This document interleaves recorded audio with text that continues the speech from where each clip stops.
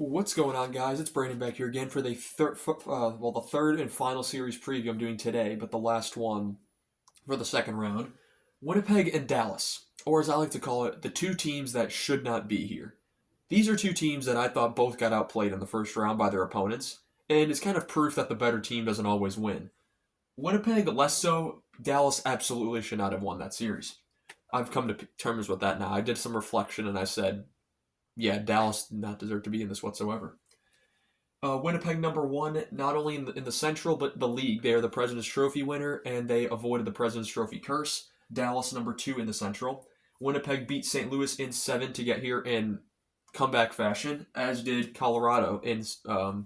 Dallas beat Colorado in 7 in comeback fashion.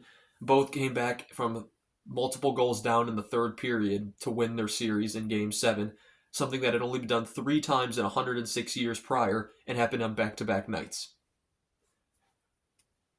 Yeah. Um, Original prediction for the series, I had Winnipeg over Colorado in 5. My opinions have changed after watching the first round series. I'm going to take Winnipeg in 6. Of course, it's not going to apply to my regular bracket challenge, but just my new prediction for funsies. Dallas, it's going to depend on health. Winnipeg, after seeing the first round, I think it's just fate that they're supposed to go far this year. Um, in Winnipeg on November 9th for their first meeting this season, Winnipeg wins 4-1. December 1st, Dallas wins 3-1 in Dallas before going back to Winnipeg on March 14th. Winnipeg wins 4-1, and then they win 4-0 in Dallas on April 10th. So Winnipeg takes 3 out of the 4 games during the regular season. In terms of playoff history, absolutely none. These teams have never played each other in the playoffs. When Winnipeg was, I don't think they ever played each other when the old Jets were there, maybe. Actually, that's something we can search up right now. Actually, no, we're not going to because that goes too much time. But they would have been the Minnesota North Stars had they ever played the Jets, and they didn't do that back then because Winnipeg never made it anywhere, and the Minnesota North Stars were also in different divisions. So the way playoffs were set up back then, they really would have never played each other unless it was in the last 3 years that Winnipeg was in Winnipeg, which they might have. I really don't know. It would have been have to be 94, 95, or 96. Any of those 3 years. That's beside the point. Point leaders, only 3 on each team made the top 50. Connor, 4 goals, 8 assists, 12 points. Scheifele only played 5 games, but he had 2 goals, 4 assists, 6 points. Appleton, no goals, 6 assists, 6 points. He's the surprise of the series. For the Dallas Stars, you have Rantanen off a fantastic performance in Game 7. 5 goals, 7 assists, 12 points, including the hat-trick in Game 7 against his former team. Hintz had 4 goals, 3 assists, 7 points. Johnston, 3 goals, 4 assists, 7 points. Question marks. I didn't do this on any other team because there's really no other massive injuries. Scheifele and Morrissey are my question marks. Do they come back? Are they healthy? Morrissey only played 4 minutes in Game 7. Scheifele didn't play Game 6 or Game 7. Hopefully these days off can get them healthy. Robertson and Heiskanen, they didn't play at all in the first round. Will they be back for the second round? To be determined.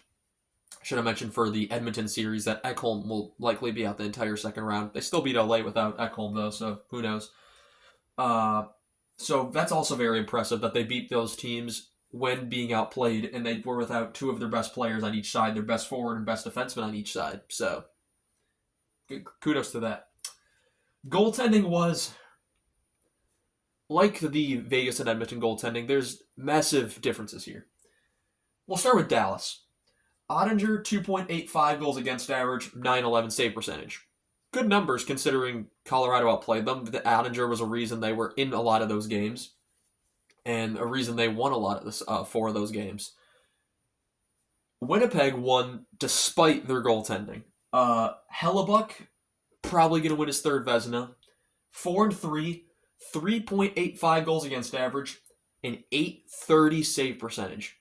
I mentioned it in the review, I don't think I've ever seen a save percentage that bad for a team that won a series.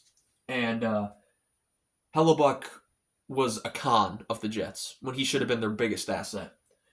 Comrie, no record, but he was excellent when he came in relief the 3 times in St. Louis, because Hellebuck got pulled 3 times into St. Louis. 1.40 goals against average, 923 save percentage. no issue with Comrie. Would I ever start him? It depends. If Hellebuck's unusable, then that's the only case where you start him.